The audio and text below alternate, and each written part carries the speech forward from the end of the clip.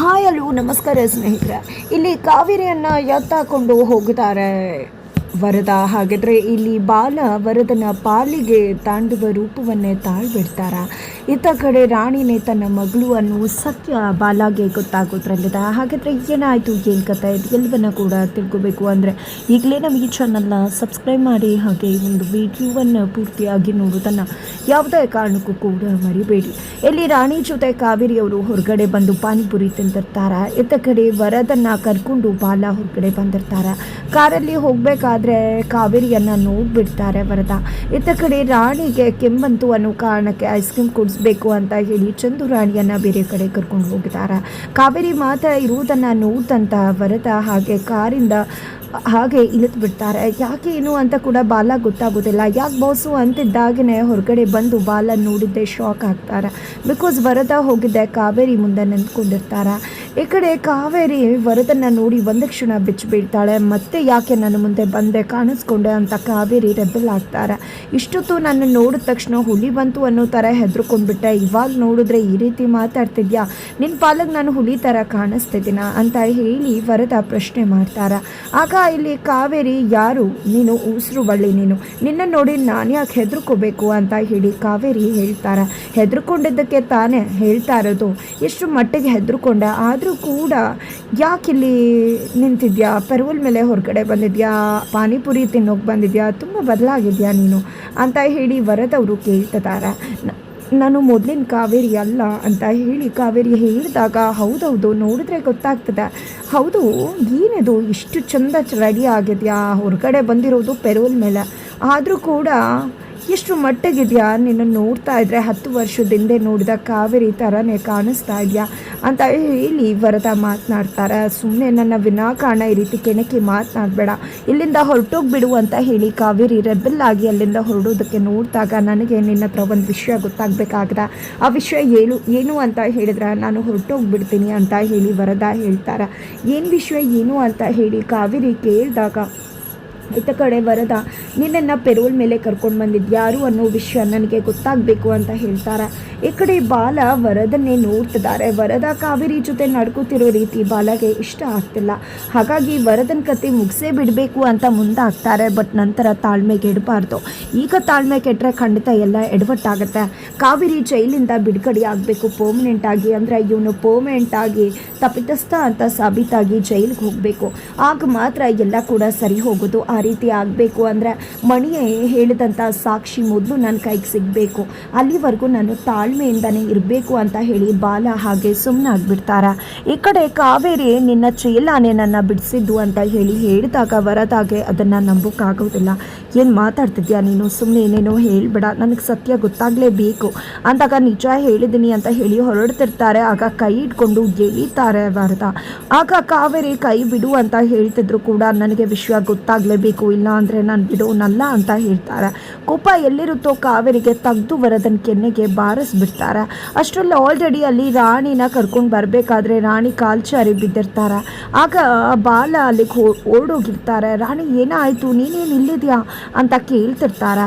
ಅತ್ತ ಕಡೆ ಸತ್ಯವರ ಹೆಂಡತಿ ಸರಳವರು ತನ್ನ ಅಮ್ಮನ ಜೊತೆ ಬಂದು ವರದ ಮತ್ತು ಕಾವೇರಿ ಮಾತಾಡೋದನ್ನು ನೋಡ್ತಿರ್ತಾರೆ. ಅಯ್ಯೋ ಇವರು ವರದ ಅಂತ ತೀಜು ಅಪ್ಪ, ಅವ್ರಿಗೂ ಇವಳಿಗೂ ಪರಿಚಯ ಇದೆಯಾ, ಏನಿರ್ಬೋದು, ಏನೋ ನಡೀತಿದೆ, ಇವರೊಬ್ಬರು ಏನೋ ಇಷ್ಟು ಮಟ್ಟಿಗೆ ಮಾತಾಡ್ತಿದ್ದಾರೆ ಅಂದರೆ ಖಂಡಿತ ಏನೋ ಇದೆ ಅಂತ ಹೇಳಿನೇ ಅನ್ಕೋತಾರೆ. ನಂತರ ಕಪಾಳ ಕೊಡ್ತಿದ್ದು ಎಲ್ಲವನ್ನ ಕೂಡ ನೋಡಿ ಅಚ್ಚರಿ ಆಗ್ತಾರೆ.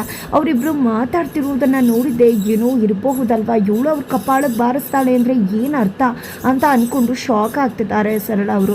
ಇತ್ತ ಕಡೆ ಕಾವೇರಿ, ನಾನು ಹೇಳಿದೆ ಅಲ್ವ, ಸುಮ್ಮನೆ ನನ್ನ ತಂಟೆಗೆ ಬರಬೇಡ, ಹೇಳ್ತಾ ಇದ್ದೀನಿ, ನಿನ್ನ ಚೇಲನ್ನೇ ಕೇಳು, ಅವನೇ ಹೇಳ್ತಾನೆ ಹೇಗೆ ನಾನು ಹೊರಗಡೆ ಬಂದೆ ಅನ್ನೋದು ಅಂತ ಹೇಳಿದ್ದೆ. ಕಾವೇರಿ ಅಲ್ಲಿಂದ ಹೊರಟ್ಬಿಡ್ತಾರೆ. ಈ ಕಡೆ ಕಪಾಳಕ್ಕೆ ಹೊರಿಸ್ಕೊಂಡಂಥ ವರದಾಗೆ ಎಲ್ಲರ ಮುಂದೆ ಅವಮಾನ ಆಗಿಬಿಡತ್ತೆ.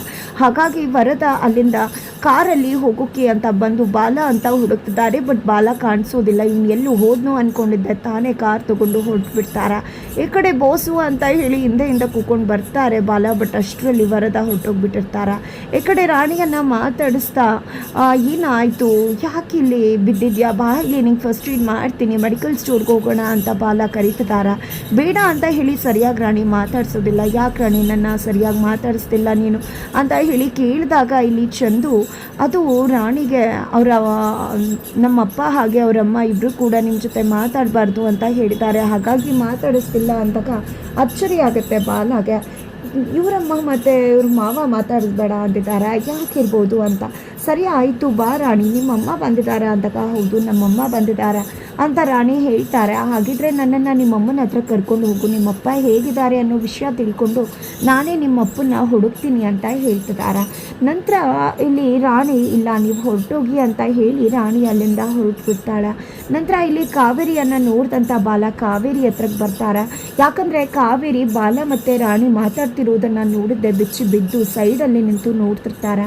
ಹಾಗಾಗಿ ಕಾವೇರಿ ಯಾಕೆ ಇಲ್ಲಿ ನಿಂತ್ಕೊಂಡಿದ್ದಾಳೆ ಅಂದ್ಕೊಂಡಿದ್ದೆ. ಬಾಲ ಬಂದು ಕಾವೇರಿ ಅಂತ ಹೇಳಿ ಮಾತಾಡ್ಸೋದಕ್ಕೆ ಮುಂದಾದಾಗ ಇಲ್ಲಿ ಸರಳವರು ಗಂಡ ಹೆಂಡತಿ ಚೆನ್ನಾಗೇ ಇದ್ದಾರೆ, ಆದರೂ ಕೂಡ ಚೆನ್ನಾಗಿಲ್ಲ ಅಂತ ಹೇಳಿ ನಮ್ಮ ಮನೆಗೆ ಬಂದು ಸೇರಿಕೊಂಡಿದ್ದಾರೆ. ಇಲ್ಲ ಇವರನ್ನು ಸಾಕ್ಷಿ ಸಮೇತ ಇವತ್ತು ಹಿಡಿದು ಹಾಕಲೇಬೇಕು ಅಂದ್ಕೊಂಡಿದ್ದೆ. ಫೋಟೋವನ್ನು ಕ್ಲಿಕ್ ಮಾಡ್ತಾರೆ ಸರಳ.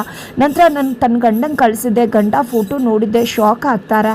ನಿನ್ಗೆ ಎಲ್ಲಿ ಸಿಕ್ಕಿದ್ರು ಅವರಿಬ್ಬರು ಜೊತೆಲಿದ್ದಾರಾ ಅಂತ ಹೇಳಿ ಕೇಳ್ತಿದ್ರೆ, ಹೌದು ಕಣ್ರೆ ನಾಟಕ ಮಾಡ್ತಿದ್ದಾರೆ, ಇವತ್ತಂತೂ ನಾನು ಅವರನ್ನು ಬಿಡೋದಿಲ್ಲ, ಇಬ್ಬರು ಚೆನ್ನಾಗಿತ್ಕೊಂಡು ನಮ್ಮ ಮನೆಗೆ ಬಂದು ಏನಿರುವುದು, ಇವತ್ತು ಅವ್ರ ಗ್ರಹಚಾರ ಬಿಡಿಸ್ಬಿಡ್ತೀನಿ ಅಂದಾಗ ಸುಮ್ಮನಿರು ಸರಳ, ನನ್ನ ಮಾತನ್ನು ಕೇಳು, ಅವರಿಬ್ಬರು ಜೊತೆಲಿದ್ದಾರೆ ಅಂದರೆ ಅವಳು ಮಾತಾಡೋಕ್ಕೆ ಅಂತ ಹೋಗಿದ್ದಾಳೆ ಅಂತ ಹೇಳೋಕ್ಕೆ ಮುಂದಾಗ್ತಾರೆ. ಬಟ್ ಸರಳ ಅವರು ಕೇಳೋದೇ ಇಲ್ಲ.